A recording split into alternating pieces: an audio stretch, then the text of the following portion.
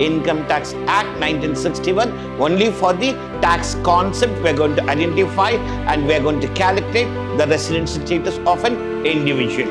If I stay for 730 days in my 7 preceding previous year, so I have satisfied the first condition. If I satisfy both the basic condition and both the additional condition, then I am a resident. If a person doesn't satisfy the basic condition, he is called non-resident.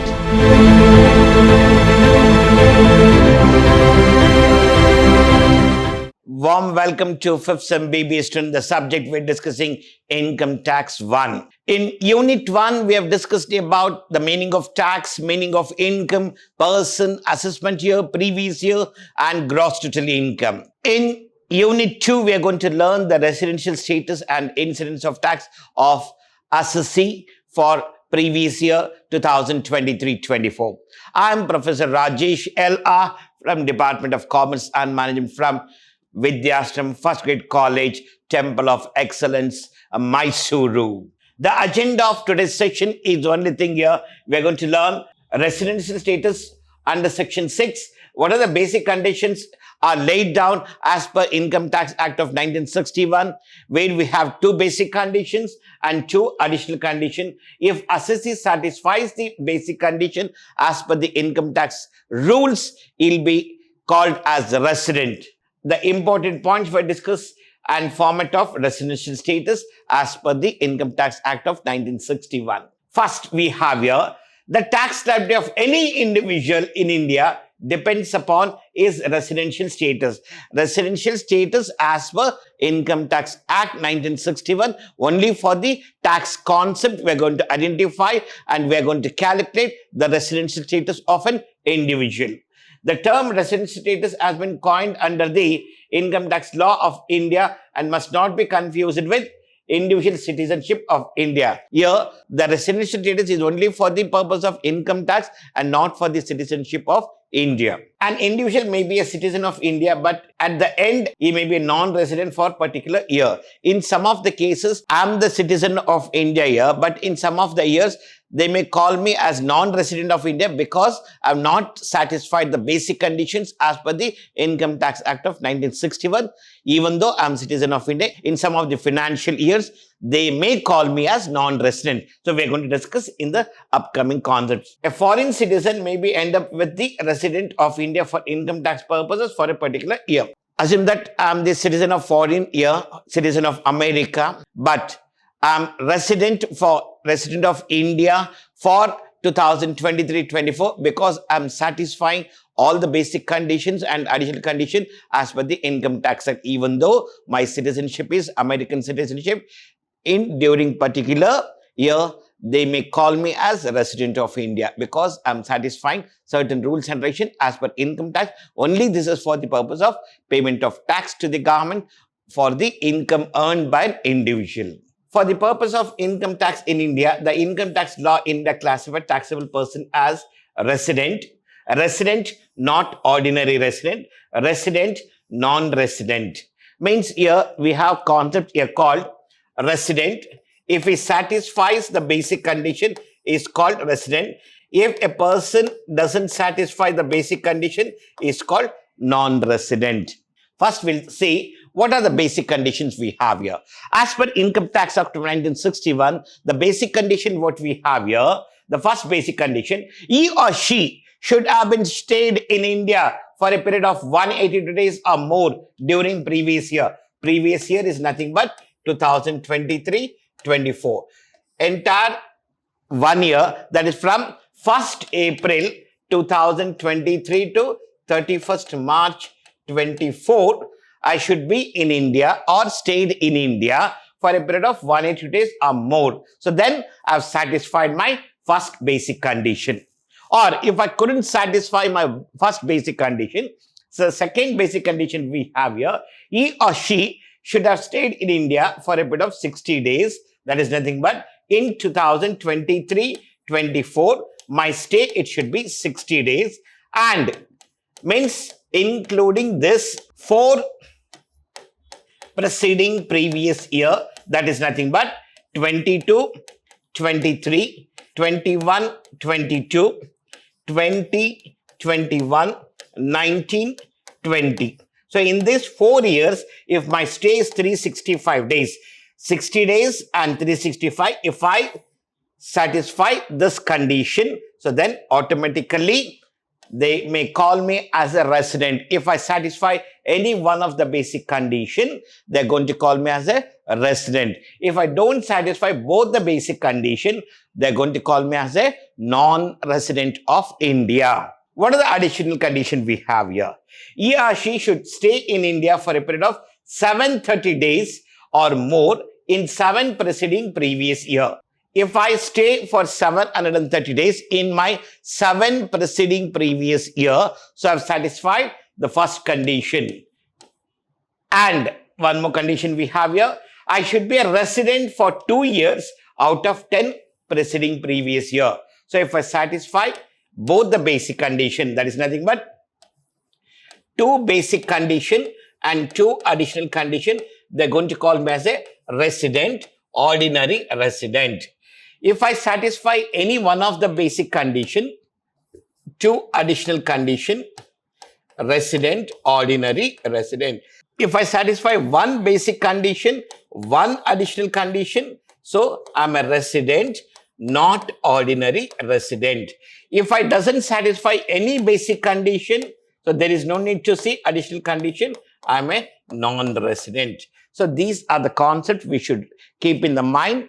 If I satisfy both the basic condition and both the additional condition, I'm a resident, ordinary. If I satisfy 1 basic and both the additional condition, then also I'm a ordinary. If I satisfy any 1 basic condition and any 1 additional condition, they're going to call me as a resident, not ordinary resident. If I don't satisfy any of the basic condition as per the Income Tax Act, then they're going to call me as a non-resident. So what are the important points we have here?